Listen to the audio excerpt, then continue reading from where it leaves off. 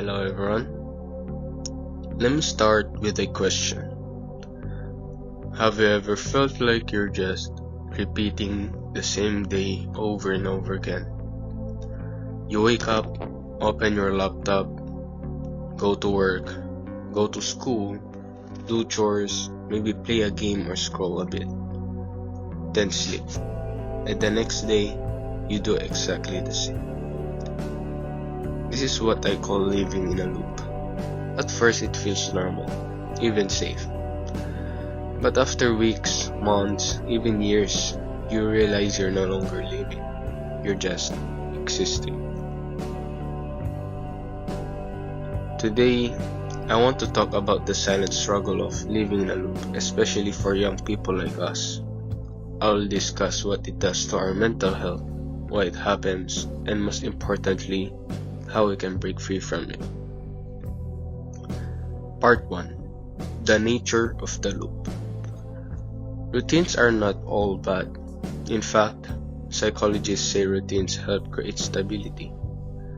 The American Psychological Association defines routines as regular, repetitive behaviors that help provide structure to our daily lives, and without them, we would feel lost, scattered, and unorganized.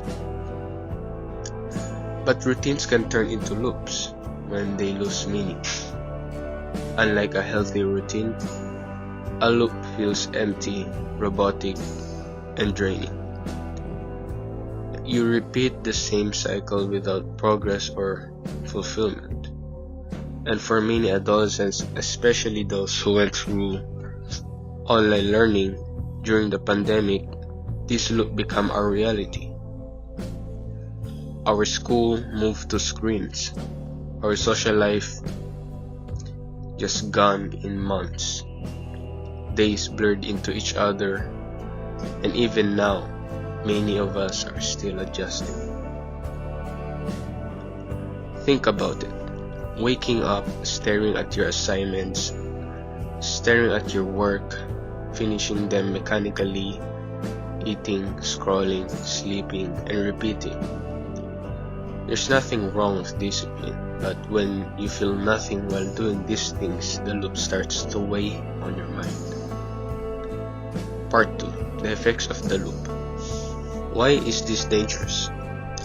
Monotony, doing the same thing over and over again, affects both our minds and bodies.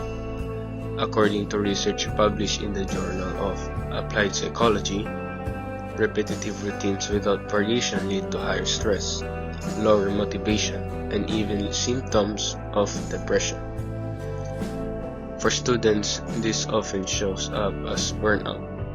You stop feeling excited to learn. Assignments pile up, not because they're difficult, but because you don't have the energy or enthusiasm to start. And here's the deeper danger. When life feels like a loop, we can lose our sense of purpose. Psychologists call this learned helplessness, believing that no matter what you do, nothing changes. And that's why so many teenagers say they feel stuck.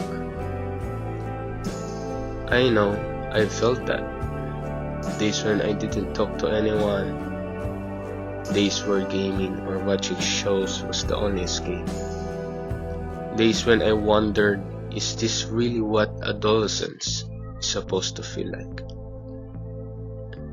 Part 3. Breaking the loop. But here's the thing, loops are not permanent. They can be broken. The first step is awareness. You have to recognize that you're living in a loop before you can change it. And naming the problem is already half the solution. Second, small changes in routine can make a huge difference. Studies on habit formation show that even minor shifts, like rearranging your study space, trying a new hobby, or walking outside for 10 minutes, can spark motivation and creativity. Let's make it straight. If you're gaming every night of habit, maybe try setting a goal.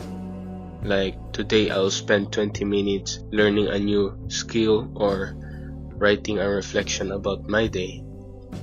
That small choice interrupts the loop and reminds you that you have control in your life. Third, connection is key. Humans are social beings. Isolation deepens the loop. This doesn't mean dozens of friends.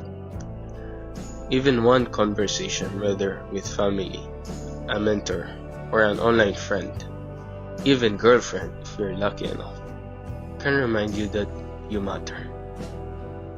Lastly, for me personally, my religion has been an anchor. In Islam, we believe that Allah never burdens a soul with more than it can bear. When I feel trapped, I pray.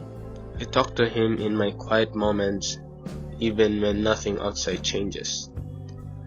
My heart feels lighter and you have the energy to start your day tomorrow.